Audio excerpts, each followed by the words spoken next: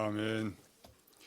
하나님 아버지, 이 아침도 우리를 부르셔서 하나님이 온전하시고 기뻐하시는 뜻을 찾게 하시고 우리 몸을 하나님 앞에 산 제물로 드릴 수 있는 은혜를 주신 것을 감사합니다.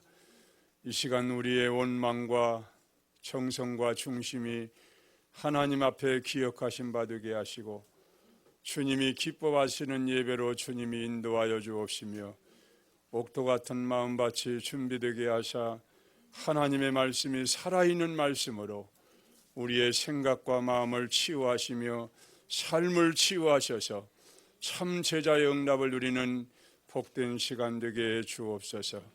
주 예수님 이름으로 감사하며 기도하옵나이다. 아멘. 우리는 다른 것으로 인해서 기뻐하는 게 아니라 하나님으로 인하여 기뻐하는 주님의 자녀가 되어야 됩니다. 그리스도 때문에 행복하고 그리스도 때문에 감사하고 그 안에서 우리의 모든 삶이 이루어져야 흑암이 무너지게 되는 겁니다.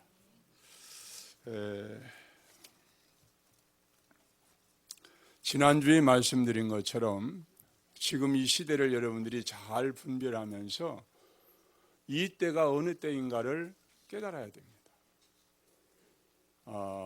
이사야 60장의 말씀처럼 지금 이 시대는 온 땅이 어둠과 깜깜함으로 만민을 다 덮어버린 시대가 되었어요. 전혀 복음의 빛을 찾을 수 없는 그런 시대가 되었습니다.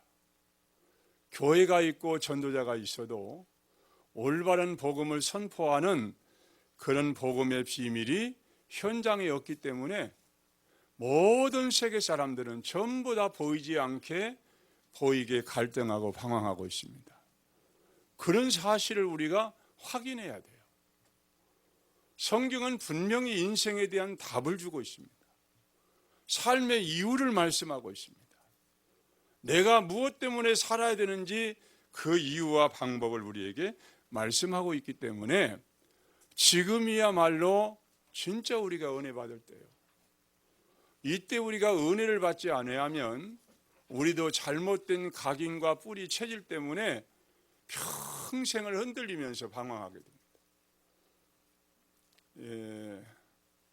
우리의 미래는 아직 오지 않았고 과거는 지나갔고 현재가 있기 때문에 오늘이 가장 중요하다고 말이에요. 오늘 우리가 은혜 받아야 돼요. 불신자는 오늘 구원의 기회를 놓치지 말아야 됩니다. 이런 은혜의 때가 항상 있는 게 아니다고 말이에요. 어느 날 주님이 재림하시면 이제 끝이 나는 겁니다. 그 재림의 시간표가 점점 가까워 오고 있습니다. 2000년 전에 마지막 때라는데 지금은 2000년이 지난 이때면 시간적으로 볼 때 얼마나 여러분 중요한 때이겠습니다. 마지막을 지금 우리가 달려가고 있는 겁니다. 이때 우리가 진짜 은혜를 받지 아니하고 진짜 구원의 기회를 놓쳐버린다면 영원히 후회해도 소용이 없는 그런 멸망의 자리에 이르게 된다고 말이에요. 그래서 하나님이 우리에게 말씀하고 있는 겁니다. 누가복음 16장에 보면 이 어리석은 부자가 있었어요. 이 사람은 너무나 경제가 많기 때문에 그 경제 가지고 매일같이 호화호식하며 즐기며 살았어요. 그런데 반대로 거지 나사로는 먹을 것이 없어가지고 온몸이 병이 들어가지고 개들이 와서 그 헌대를 핥을 정도로 비참한 삶을 살고 있습니다. 부자의 사랑에서 떨어지는 부스러기를 먹고 지냈어요. 둘 다 이 세상을 떠나고 난 다음에 불신자의 영혼은 어디가 있느냐? 음부에. 그 나사로는 다행히도 그런 어려운 환경 속에서도 하나님을 믿고 예수 그리스도를 믿음으로 말미암아 그 영혼이 구원받은 겁니다. 그 나사로 이 부자가 눈을 들어보니까 아브라함 품에서 이 나사로가 너무나 안식을 누리고 있는 게 부러웠습니다. 그때 이 어리석은 부자가 나서 하나님께 말씀하기를 저 나사로를 시켜서 내 혀 끝에 물 한 방울 떨어뜨리게. 한 컵도 아닙니다. 한 바가지도 아니에요.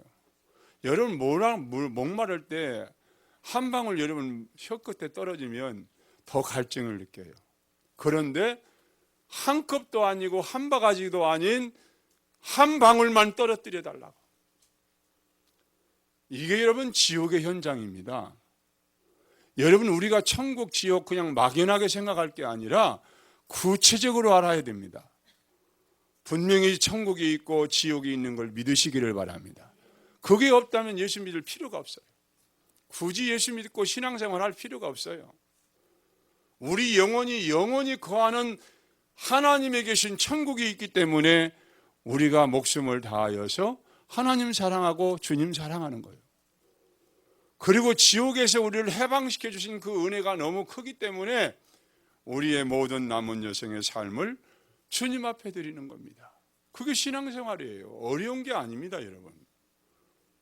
하나님은 우리에게 억지로 하나님을 섬기라고 그렇게 하지 않았어요. 그래서 구원받은 자녀는 매일같이 은혜를 사모하고 체험해야 됩니다. 우리가 받은 은혜는 말이나 글로서 형용할 수 없는 엄청난 은혜를 받은 겁니다. 불신자가 가지고 있는 12가지 저주 속에 있는 나를 하나님이 구원하시려고 하나님은 창세전에 예정해 놓았다가 우리를 이 땅에 보내셔서 복음을 깨닫게 하시고 그리스도를 통해서 죄와 저주와 사단과 지옥에서 영원히 해방받는 축복을 우리에게 은혜로 선물로 거저주신 줄로 믿습니다. 여러분 은혜라는 것은 깨달으면 깨달을수록 고마움과 감사함이 느껴지지만 은혜를 제대로 못 깨닫고 선물을 받아놓으면요 아무 의미가 없어져요. 그렇죠? 그 은혜를 깨달은 사람이 선물을 주어야 받는 사람도 감사함을 느끼는 거죠. 이 은혜를 깨달은 찰스 웨슬리는 찬송가 23장에서 입이 10,000개가 있어도 그 입 다 가지고 내 구주 주신 은총을 늘 찬송하겠네. 우리의 입이 10,000개가 있을 수 없지만 만약에 있다면 그 입 전부를 가지고 하나님이 우리에게 주신 은총을 늘 찬송하겠다. 이게 저와 여러분들이 받은 은혜인 줄로 믿습니다. 그래서 이 은혜를 헛되이 받지 말라 그 말이에요. 예? 이런 은혜를 받아놓고 가치를 모르고 우리가 불신자 수준으로 살지 말라 그 말입니다. 이 은혜는 진정으로 깨달은 자는 우리의 몸을 하나님이 기뻐하시는 거룩한 산제물로 드리게 된다. 그리고 2절에 보니까 너희는 이 세대를 본받지 말고 오직 마음을 새롭게 함으로 변화를 받아 하나님의 선하시고 기뻐하시고 온전하신 뜻이 무엇인가 잘 분별하라고. 아무렇게나 살지 말라는 겁니다. 세상의 흐름 속에 여러분들이 빠져가지고 헤매지 말라 그 말이에요. 하나님이 나를 구원하셔서 이런 엄청난 은혜를 주셨으면 하나님의 선하시고 기뻐하시고 온전하신 뜻이 무엇인가를 하나님의 말씀을 통하여 매일같이 분별하고 그 말씀을 따라가라고 말이에요. 그게 여러분들의 남은 생의 삶의 가장 중요한 요소인 줄로 믿습니다. 하나님의 은혜를 진정으로 받고 깨달은 자들은 자기 몸이 자기 것이 아니고 하나님의 것임을 고백하며 하나님께 온전히 드리는 삶을 살게 되는 겁니다. 우리의 몸을 하나님이 기뻐하시는 거룩한 산 제물로 드리라는 그런 의미는 무엇일까요? 왜 산 제물로 드려야 되냐? 제물이 뭡니까? 하나님 앞에 양과 염소와 송아지와 비둘기까지 그 생명의 피를 흘려가지고 그걸 하나님 앞에 온전히 드리는 게 제물이에요. 그럴 가치와 은혜를 입은 게 바로 저와 여러분입니다. 주님이 저와 여러분들을 위하여 하늘의 보좌를 다 버리시고 이 땅에 오셔서 십자가에서 저주를 받음으로 말미암아 저와 여러분들을 영원한 멸망과 저주에서 해방시켜 주신 겁니다. 그렇다면 그 은혜를 깨달은 우리는 당연히 하나님이 기뻐하시는 우리의 몸을 산제물로 드릴 수밖에 없는 겁니다. 하나님이 기뻐하시는 산제물의 모델을 보면 아벨이 있습니다. 가인과 아벨이 똑같이 하나님께 예배드렸어요. 여러분, 중요한 의미를 발견해야 됩니다. 똑같이 여러분들이 이 자리에서 예배를 드리지만은 가인의 예배를 드릴 수도 있고 아벨의 예배를 드릴 수도 있다 그 말입니다. 가인은 예배를 드릴 때 정성이 없고 믿음이 없어가지고 그 제물을 받으시지 않은 게 아닙니다. 하나님의 중요한 선하시고 기뻐하시고 온전하신 뜻이 무엇인가를 모르고 막연하게 습관적으로 자기 생각 중심으로 내가 이렇게 하나님 앞에 제물을 드려도 하나님 받으시겠지, 곡식단을 드려서 하나님께 제사를 드린 겁니다. 언약이 없는, 피가 없는, 생명과 중심이 없는 그 예배는 하나님이 받으실 수가 없어요. 아벨은 언약을 확실히 깨닫고 양을 잡아서 희생제사를 드렸어요. 그 희생제사를 하나님 앞에 온전히 드림으로 말미암아 아벨은 순교자가 되었습니다. 그렇죠? 어린 양처럼 자기 몸을 이유도 없이 가인이 동생을 쳐 죽인 겁니다. 오늘 여러분 예배에 실패하면 흑암을 이길 수가 없고 흑암이 덮치면 별짓 다 한다고 말이에요. 살인도 하고 사람을 수십 명 칼로 잘라 죽여놓고도 그게 감동을 못 느끼는 유영철 같은 그런 사람이 되는 겁니다. 여러분 또한 모델이 누구냐? 아브라함입니다. 아브라함은 이미 부르심을 받을 때부터 복의 근원으로 너와 너의 후손을 통하여 세계 열방이 복을 받는 그런 응답을 받았습니다. 그래놓고도 자꾸만 인간적인 생각, 의식주 문제로 전전긍긍했습니다.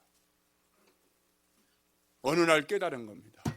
하나님이 백세에 도무지 불가능한 이삭을 하나님이 선물로 바꿔보니까 생각이 달라졌어요. 아, 하나님은 전능하신 하나님이구나. 하나님의 약속은 시간표 되면 반드시 이루어지는구나. 그 하나님이 온전히 믿어진 겁니다. 그 어느 날 이삭이 청년이 되었을 때 하나님이 아브라함을 시험하려 부르십니다. 아브라함아, 내 독자 이삭을 하나님 앞에 번제로 드리라. 그냥 폼만 잡는 그런 제물이 아닌 이삭을 직접 칼로 찔러서 피를 흘리게 하고 불로 태워서 하나님 앞에 번제로 드리라. 여러분, 우리가 생각할 때 도무지 이해가 안 가는 얘기입니다. 그렇죠? 하나님의 말씀은 어느 때 우리의 상황과 환경에 도무지 지키고 순종할 수 없는 그런 말씀도 있을 수 있습니다. 그러나 알고 보면 그게 아니에요. 하나님은 숨은 계획을 가지시고 아브라함에게 말씀을 주신 겁니다. 아브라함은 지체하지 않았습니다. 사흘길을 가서 모리아 산에서 번제단을 쌓아놓고 이삭을 결박해 가지고 칼을 찔러서 심장을 찔러서 하나님께 번제로 드리려고 했습니다.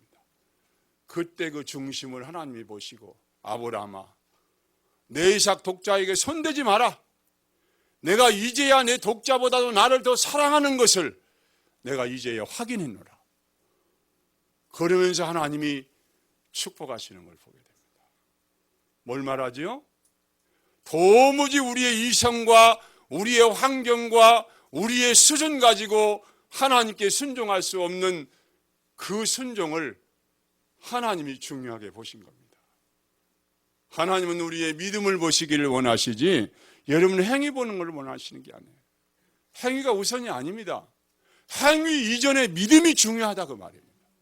하나님을 어떤 하나님으로 믿느냐, 어떻게 하나님을 믿고 있느냐? 그게 중요한 거예요. 하나님을 어떤 사람은 거지 하나님처럼 생각해가지고 하나님 앞에 헌신할 때도 내 기분 느끼면 하고 기분 안 느끼면 안 하고 그런 수준으로 하게 됩니다. 여러분, 그건 믿음이 아닙니다. 하나님은 온전한 것을 원하시는 줄로 믿습니다. 그래서 오늘 우리는 구약의 이스라엘 백성들이 창세기 3장 사건 이후에 하나님께 나아가는 자는 반드시 뭘 필요했느냐? 제물이 필요했어요. 빈손으로 가면 안 됩니다. 제사함을 받을 수가 없어요. 창세기 3장 사건 이후에 하나님께 나아갈 때는 반드시 짐승을 가지고 나가야 돼요. 죄의 중량에 따라서, 직분의 정도에 따라서, 경제의 형편에 따라서 하나님은 하나님께 제물 드리는 종류가 다 달랐어요. 그렇죠? 아니, 돈이 하나도 없고 경제가 없는 사람에게 송아지 바쳐라. 여러분, 바칠 수 있어요? 바치고 싶어도 못 바치는 거예요. 그러니까 비둘기 새끼 한 마리라도 가지고 나가라고 말해요. 뭘 말합니까? 내 죄값을 대신해서 짐승이 죽지 아니하면 당장 저주가 임하는 거예요. 내가 저주받지 않기 위해서 구약에는 하나님 앞에 나아갈 때마다 짐승 가지고 나갔어요. 그래서 하나님께 드리는 제사가 5종류가 있는데 번제가 있고 소제가 있고 화목제가 있고 속건제가 있고 속죄제가 있습니다. 이 소제라는 말은 곡식을 가루를 만들어서 하나님께 드리는 것을 소제라 합니다. 나머지 네 제사는 전부가 다 희생 제물이 필요합니다. 뭘 의미하지요? 여러분들이 사는 삶이 그냥 막연하게 사는 것 같지만은 하나님의 은혜를 입지 않으면 안 된다 그 말이에요. 하나님의 은혜를 입고 살아야 된다 그 말이에요.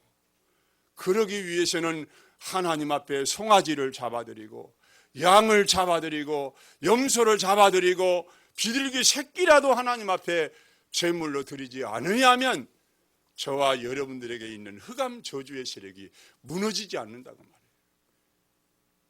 구약의 모든 희생 제물은 뭘 의미합니까? 장차 오실 예수 그리스도를 예표하는 거예요. 짐승이 너의 죄를 대신해서 피를 흘려가지고 하나님 앞에 제물로 드리는 것처럼 장차 어린 양 되신 예수 그리스도가 십자가의 단번에 희생 제물이 되어주심으로 우리를 죄와 저주와 사단 지옥에서 해방하실 것이다. 그 언약 붙잡아라는 겁니다.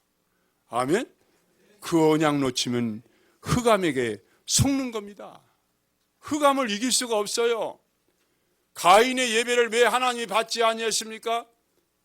정성이 없어서가 아닙니다. 믿음이 없어서가 아닙니다. 언약이 없는 예배 아무 소용이 없어요. 언약 없이 드리는 예배 흑암 저주의 세력이 이길 수가 없는 겁니다. 그래서 이스라엘 백성들은 이렇게 엄청난 희생 제물을 드려놓고도 저주받은 이유가 오실 그리스도 언약을 놓쳐버렸기 때문에, 그것 놓치고 형식적인 제물만 드리니까 나중에 하나님은 야 그거 드리지 마라, 지겹다. 하나님 그렇게 표현했어요. 너희들이 드리는 양과 염소와 송아지가 아무리 많이 드린들 나는 그걸 기뻐하지 않는다. 오늘 여러분 하나님의 음성 듣기를 바랍니다. 여러분 언약이 없이 드리는 예배, 언약 없는 종교생활 절대로 흑암을 이기지 못합니다. 자기는 도취되어 가지고 내가 신앙생활 잘하는 것처럼 착각을 할 수 있을지 모르지만 하나님이 보시는 기준은 그게 아니에요. 언약 있냐 없냐, 그래서 비밀 아느냐 모르느냐, 예수 생명이 내 안에 있느냐 없느냐, 하나님 이게 중요한 것이지 껍데기 형식적인 거 그거 중요하게 안 보십니다. 오늘 여러분들이 바로 깨닫기를 주의 이름으로 축원합니다. 그러면 첫 번째로 너희 몸을 산 제물로 드리라고 하는 그 의미가 뭘까? 여러분 한번 묵상해보고 생각해 봐야 됩니다. 왜 하나님이 우리의 몸을 그것도 하나님 앞에 산 제물로 드리라 했느냐. 그 의미를 여러분 생각하면 굉장한 의미가 담겨 있습니다.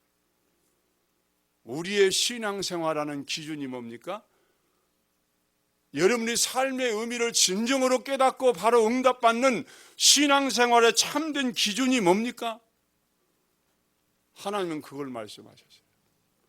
신명기 6장 4절에서 5절의 말씀 보니까 너희는 들으라, 이스라엘은 들으라, 귀가 있는 사람은 모든 사람이 들으라, 그 말이에요. 오직 여호와는 유일한 여호와시니 그게 진정으로 맞다면 너는 마음을 다하고 뜻을 다하고 힘을 다해서 주 너희 하나님을 사랑하라.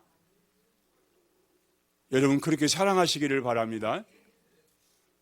형식적으로 습관적으로 사랑하는 게 아니라 진정으로 우리의 마음과 뜻과 힘을 다해서 하나님 사랑해 보세요.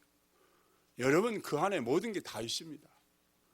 왜 우리에게 진정한 응답이 없고 하나님의 역사가 없느냐, 말씀 성취의 응답이 없느냐, 그 원인을 발견해야 됩니다. 내가 지금 어떤 하나님을 어떤 중심을 가지고 섬기고 있느냐. 체면 때문에, 직분 때문에 습관적으로 여러분 하나님을 사랑하고 섬기고 있다면 그건 하나님이 더 잘 아십니다. 하나님은 목표가 기준이 뭐냐? 내 마음 다하라는 거예요. 뜻을 다하라는 겁니다. 목숨을 다하라는 겁니다. 그만큼 하나님을 사랑할 수 있는 가치를 우리에게 주셨다고 말해요. 응답으로. 그리고 이런 중심으로 하나님을 사랑하고 섬기는 자에게는 신명기 28장의 축복이 그대로 임하는 겁니다. 들어가도 나가도 복을 받고 넘어져도 복을 받고 광주에까지 밭에 채소까지 하나님의 축복이 임하는 겁니다. 그게 하나님의 약속입니다. 또 우리 예수님도 마태복음 22장 37절에 보니까 가장 크고 첫째 되는 계명이 뭐냐? 우리에게 10계명이 주어졌지만은 가장 크고 첫 번째 되는 계명이 뭐냐? 한마디로 10계명, 1계명서 4계명까지를 말씀하고 있는데 내 마음을 다하고 목숨을 다하고 뜻을 다하여 주 너희 하나님을 사랑하라. 뭘 다하고? 목숨. 여러분 목숨이 몇 개요? 몇 개요? 하나요. 자, 여러분들에게 어느 사람이 당신은 오늘부터 대통령의 직위를 주고 청와대 살 수 있는 축복을 내가 줄 테니까 당신에게는 목숨 4개 달라고. 그러면은 청와대 가는 게 중요해요? 대통령 되는 게 중요해요? 목숨 하나밖에 없는데 목숨 죽으면 끝나는데 뭘 그게 의미가 있겠어요? 그걸 말하는 겁니다. 가장 크고 첫째 되는 계명이라면 내 마음을 다하고 뜻을 다하고 목숨을 다하여 하나님을 사랑하는 것이 가장 크고 첫째 되는 계명이다. 이게 언약의 백성들이 언약으로 붙잡을 하나님의 말씀인 줄로 믿습니다. 여러분 그렇게 하나님 사랑하고 여러분 섬겨보세요. 안 되는 게 없습니다. 하나님은 우리에게 절대로 거짓말한 적이 없어요. 그대로 믿으면, 그대로 순종하고 따라가면 하나님의 말씀대로 응답을 하시게 돼 있어요. 그리고 복음을 제대로 깨닫고 삶의 가치를 발견한 사도 바울의 고백 보세요. 사도행전 20장 24절에 내가 달려갈 길과 주 예수께 받은 사명 곧 하나님의 은혜의 복음을 증언한 일을 마치려 하면은 나의 생명까지 조금도 귀한 것으로 여기지 않는다. 여러분 생명까지도. 왜? 주님이 나를 위해 생명을 버리셨기 때문에. 그 생명의 은혜로 말미암아 내가 영원한 지옥에서 해방받고 구원받았기 때문에 그 주님이 원하시는 일이라면 나의 목숨, 예수가 그리스도인 복음 증언한 일을 마치려 하면은 내 목숨까지도 귀한 것으로 여기지 않는다. 이게 신앙생활의 기준이고 목표인 것을 여러분 깨닫기를 바랍니다. 그 기준에 우리의 신앙을 비교해 보세요. 내가 지금 어떻게 하나님을 섬기고 있는가? 어떤 자세와 중심을 가지고 내가 하나님을 사랑하고 섬기고 있는가? 이거 여러분 발견하면요, 발견하고 깨닫는 즉시 하나님 은혜 주시게 돼 있어요. 아, 진짜 그렇구나.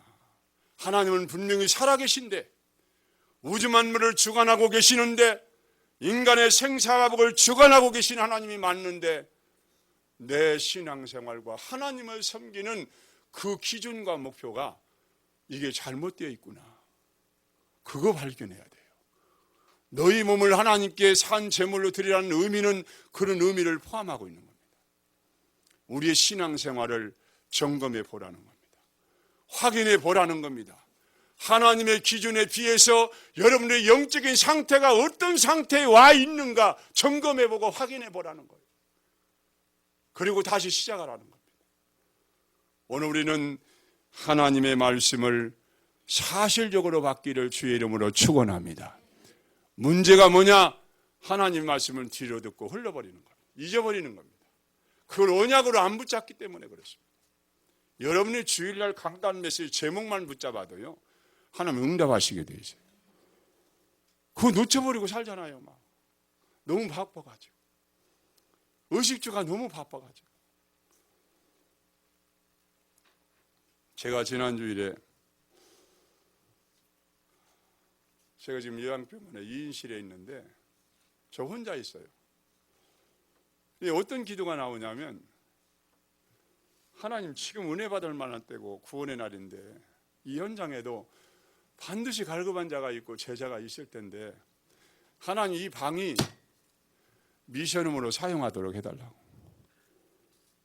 다른 환자 오면은 2인실, 다른 2인실이 몇 개 있거든요. 그리 보내시고 내 방에는 오지 않게 해달라고. 왜? 여기에서 말씀 운동하고 제자 키우고 갈급한 자를 구원해야 되기 때문에 그래요. 근데요, 하나님이 제가 금요일날 이제 뭐 청소를 한다 하길래 밖에 나가서 이제 좀 이렇게 앉아 있는데 어느 분이 얼굴이 새카만 사람이야. 좀 이리 오라. 알고 보니까 고등학교 때까지 교회 다녔어요. 사회 나가서 신앙생활 다 팔아먹었어요. 그리고 암에 걸리고 나니까 정신 나가지고 병원에 1년이 넘게 됐는데 그 병원에 와서 예수를 영접한 거예요. 근데 이분이 대화를 해보니까 너무 이 사람이 복음에 갈급함이 있는 거예요. 목사님마다 설교가 다르고 교회도 많은데 어떤 교회를 선택해서 내가 교회를 안 정했는데 교회를 나간다면 어느 교회를 선택하는 것이 맞냐고.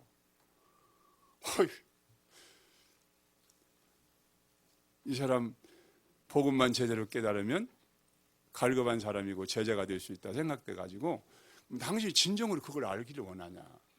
에? 그렇다는 거예요. 그러면은 날짜를 정하자.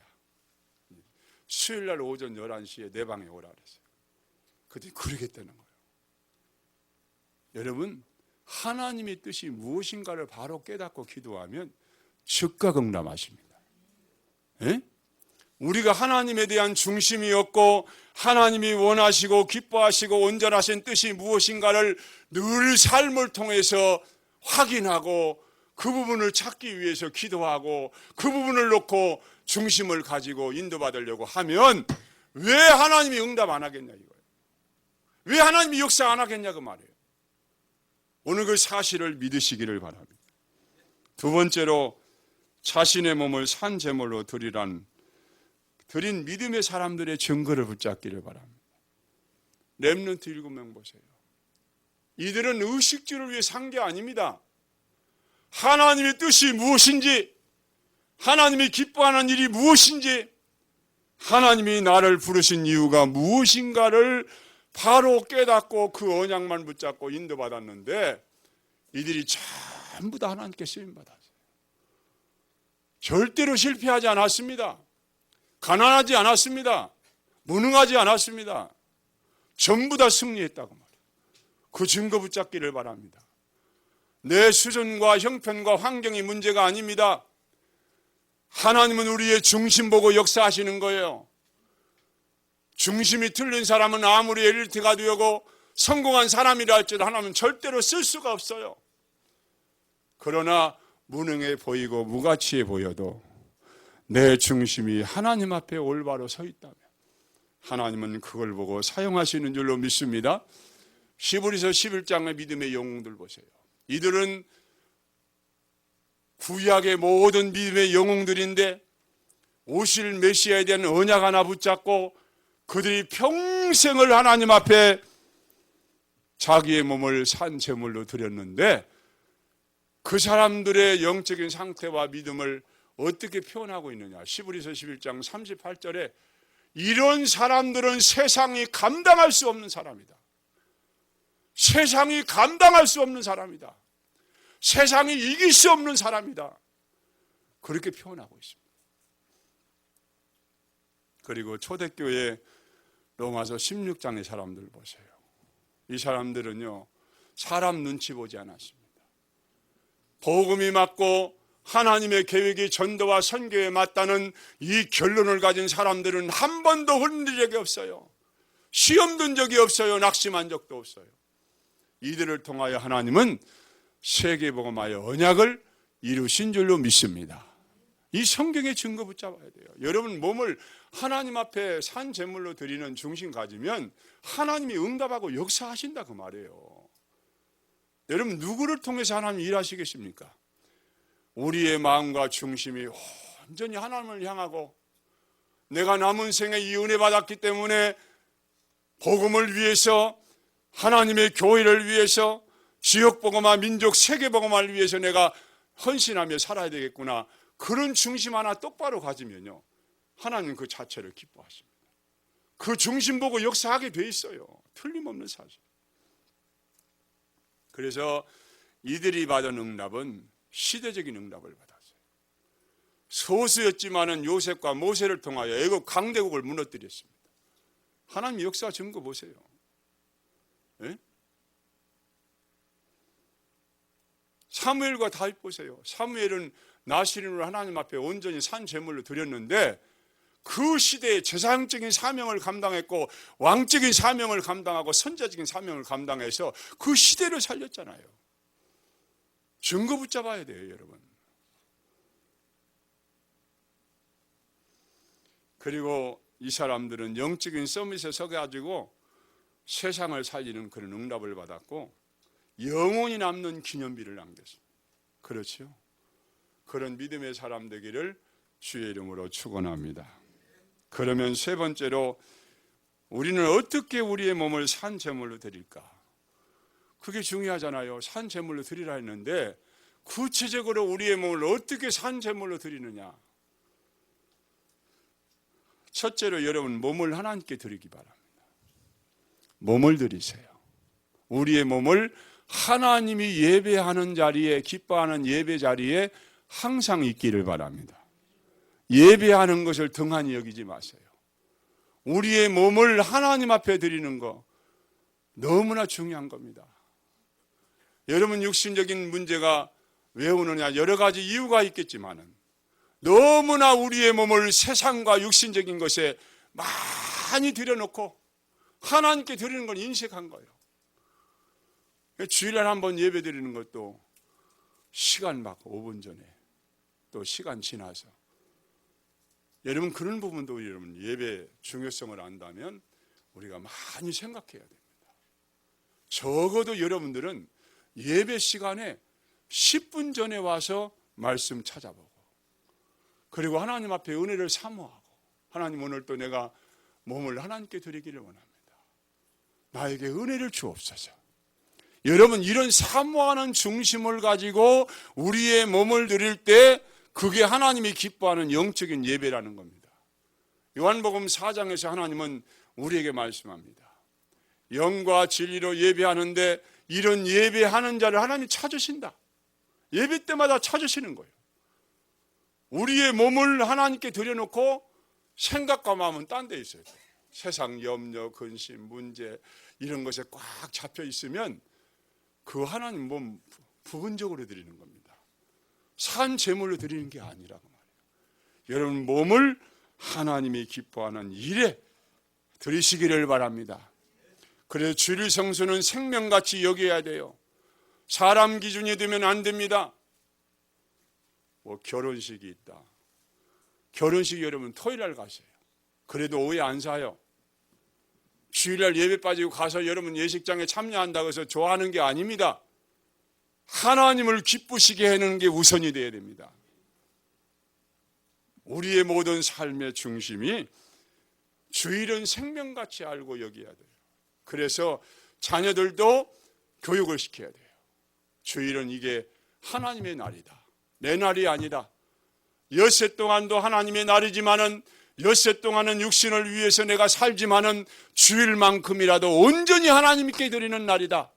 이 개념을 가져야 돼요. 심어줘야 돼요.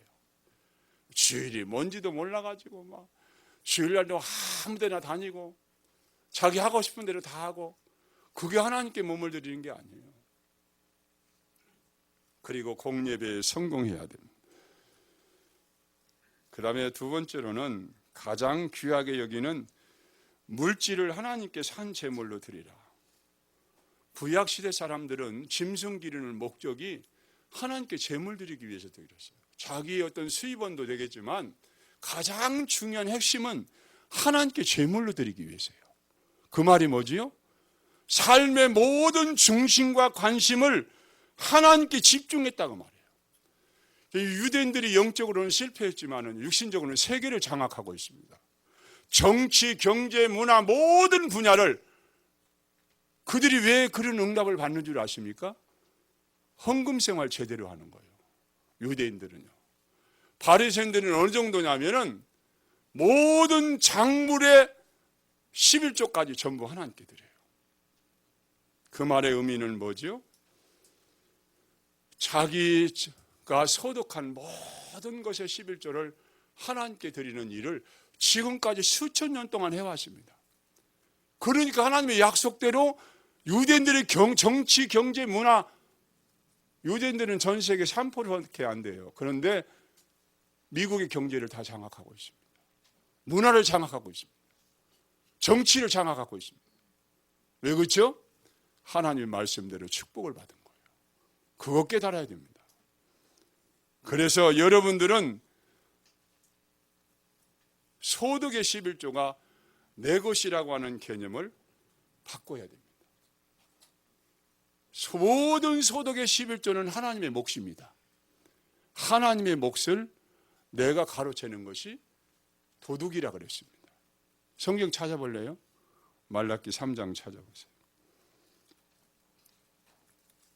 하나님의 말씀을 여러분들이 제대로 깨달으면 말씀대로 응답하시게 됐습니다. 구약성경 마태복음 바로 앞입니다. 말라기서 3장 8절에서 12절까지 우리 한 목소리 크게 읽으세요. 1329쪽입니다. 말라기 3장 8절에서 12절입니다.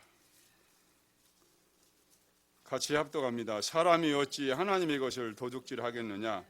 그러나 너희는 나의 것을 도둑질하고도 말하기를 우리가 어떻게 주의 것을 도둑질하였나이까 하는도다.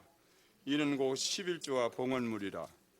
너희 곧 온 나라가 나의 것을 도둑질하였으므로 너희가 저주를 받았느니라. 만군의 여호와가 이르노라. 너희가 온전한 11조를 창고에 두려 나의 집에 양식이 있게 하고 그것으로 나를 시험하여 내가 하늘 문을 열고 너희에게 복을 쌓을 곳이 없도록 붙지 아니하나 보라. 만군의 여호와가 이르노라. 내가 너희를 위하여 메뚜기를 금하며 너희 토지 소산을 먹어 없애지 못하게 하며 너희 밭에 포도나무 열매가 기한전에 떨어지지 않게 하리니 너희 땅이 아름다워짐으로 모든 이방인들이 너희를 복되다 하리라. 만군의 여호와의 말이니라. 누구의 말? 하나님의 말씀. 하나님의 말씀을 믿기를 바랍니다. 하나님은 가난해서 우리에게 11조 드리라고 한 게 아니에요. 11조는 율법이 아닙니다. 복음입니다. 여러분, 이스라엘 백성들에게 저주와 재앙이 언제 온 줄 아십니까? 이스라엘 백성이 영적으로 침체되어 가지고 하나님의 말씀에 순종하지 않고 11조를 안 드리고 자기 멋대로 생활함으로 말미암아 제사장들이 먹고 살 수가 없어요. 그 말은 교회가 완전히 피폐되어 가지고 문 닫을 수밖에 없는 상황까지 오게 된 겁니다. 그러니까 제사장들이 농사지러 가고 돈 벌러 가고 다 그러니까 영적으로 완전히 죽어 있는 상태가 왔습니다. 여러분, 신앙생활 할 때 우리가 기본이 되어 있으면 응답받기 어렵지 않아요. 나와 같은 사람만 있다면 교회가 어떻게 될까? 그렇죠? 그 질문해 봐야 돼요. 나와 같은 사람이 교회에 있다면 하나님의 교회가 어떻게 될까? 질문해 보면 내 양심이 대답합니다. 우리가 육신 생활을 열심히 해가지고 가정을 꾸려나가는데 가장 필요한 게 경제입니다. 저는 목회를 하면서 몇 가지 확인한 게 있어요. 자랑이 아닙니다. 우리 애들 두 애들에게 집사람이 카리스마가 있어가지고 용돈 줄 때 많이 주지도 않는데 10에 2조 드리도록 했어요. 근데 하나님은 경제응답 주시더라고요. 그들이 평생 동안 경제에 연연하지 않을 만큼 응답을 줬어요. 근데 철이 드니까 또 10에 1조 하더라고요. 그러니까 두 랩런트가 가정 살리고 교회 살리고 그런 현장을 제가 확인했어요. 어느 권사님은 집을 팔았는데 살 때보다 2억이 남았어. 2억에 11조가 얼마요? 계산 빠르잖아요. 2억에 11조 얼마야? 대답을 계산이 안 되나 봐. 2천만 원이에요. 그 11조 드리는 걸 봤어요. 또 어느 분은 1년에 11조를 한꺼번에 드리는 분도 계시고요. 결혼했는데 축의금 거기에 대한 11조도 하나님께 드리고. 이런 걸 보면서 저는 뭘 느끼냐면 우리 신앙인이 왜 가난하냐. 물론 복음 없이 여러분 생활할 때 우상 숭배하고 무당한 때 갖다 주고 점쟁이한테 갖다 주고 그러느라고 다 돈 허비하고 나중에 가난방에 되었을 때 교회 오는 사람도 있지만 그것도 천만다행입니다. 그러나 구원받고 난 다음에는 올바른 경제관을 가져야 하나님이 경제의 응답을 주는 겁니다. 여러분 후대까지 하나님이 경제를 책임진다 그 말이에요. 욥기서 1장 21절에 보니까 욥은 모든 것을 잃어버리고 난 다음에 고백을 했습니다. 1장 21절에 이르되 내가 모태에서 알몸으로 나와 싸운즉 또한 알몸으로 그리로 돌아가 볼지라 주신 이도 여호와시요 거두신 이도 여호와시니 여호와의 이름을 찬송을 받으실지어다. 아멘. 주신 분이 누구요? 하나님이십니다. 거두가시는 분도 누구요? 하나님이십니다. 그렇다면 여러분들의 올바른 경제관은 올바른 헌금관을 바로 갖는 겁니다. 하나님의 주권을 인정하는 겁니다. 10에 10이 하나님의 것인 것을 인정하는 게 11조요. 그것도 인정하지 않으면서 우리에게 경제 응답을 요구한다면 그는 틀린 경제관을 가지고 있는 겁니다. 마태복음 6장 19절에 우리 예수님이 말씀하셨습니다. 산상수훈에서 뭐라고 말씀했습니까? 너희를 위하여 보물을 땅에 쌓아두지 말라. 거기는 좀과 동록이 해하며 도둑이 구멍을 뚫고 도둑질하느니라. 오직 너희를 위하여 보물을 하늘에 쌓아두라. 거기는 좀이나 동록이 해하지 못하며 도둑이 구멍을 뚫지 못하고 도둑질하느니라. 내 보물이 있는 그곳에는 내 마음도 있느니라. 아멘. 하나님 사랑하십니까? 하나님 앞에 진정으로 마음과 중심을 담고 헌신하기 바랍니다. 입으로만 사랑하는 게 아니라 진정 우리의 중심을 담은 그런 헌신을 하나님 앞에 우리가 드려야 된다. 그래서 대부분의 사람들이 요즘 잘못 인식하기를 11조는 율법이다. 율법이 아닙니다. 복음입니다. 우리 예수님도 마태복음 23장 23절에 예수님이 11조 하라 그랬어요. 바리새인들에게. 너희에게 채소까지 11조 공물을 드리면서 외식하는 그들을 책망할 때 주님이 말씀하신 겁니다. 사도행전 4장 32절에 보니까 초대교회는 어떤 경제관을 가지고 헌금관을 가지고 있느냐, 이들은 자기 재물을 자기 것으로 여기는 자가 하나도 없다 그랬어요. 하나도. 중요하지요. 여러분, 하나님은 가난한 하나님이 아닙니다. 왜 우리에게 하나님 앞에 우리 몸을 산제물로 드리라 했느냐? 산제물로 드리라는 그 속에는 우리가 가장 귀중하게 여기는 헌금도 돈도 거기에 포함되어 있다 그 말입니다. 몸만 드리는 게 아니라 마음도 드리고 우리의 생각도 드리고 우리의 물질도 하나님 앞에 드리는 게 산제물로 드리는 겁니다. 하나님은 그걸 우리에게 말씀하고 있는 겁니다. 결론적으로 우리 몸은 우리 것이 아닙니다.